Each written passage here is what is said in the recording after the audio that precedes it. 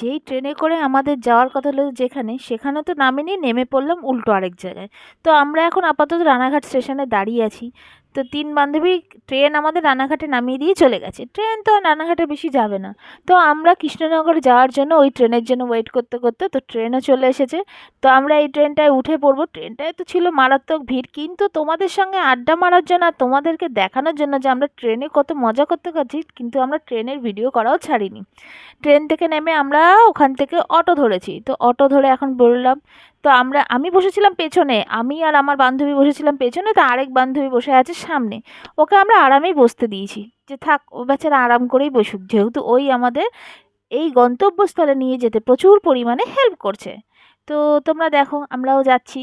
তো কোথায় যাচ্ছি তোমরা কিছুটা হলেও বুঝে গেছো, যে কৃষ্ণনগর বলা, তারপর ঘাট পেরোনো, তাও আবার হুলোর ঘাট। তো তোমরা বুঝে যাচ্ছ আমরা কোথায় যাচ্ছি।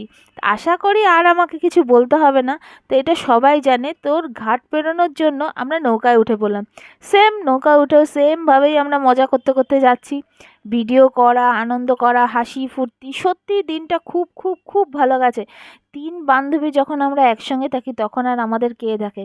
সাথে কিন্তু চাটাও আছে কিন্তু। ওহো! তো সাথে চা খেয়ে, বিস্কুট খেয়ে তো আমরা আবার চলে গেলাম অটোর উদ্দেশ্যে। ঘাট পেরিয়ে অটো ধরতে হবে। তো আমরা অটোতে বসে গেলাম, কিন্তু অটোওয়ালা এখনো ছাড়েনি। তো তোমাদের ব্লগটা কেমন লাগছে আমাকে কিন্তু অবশ্যই জানিও।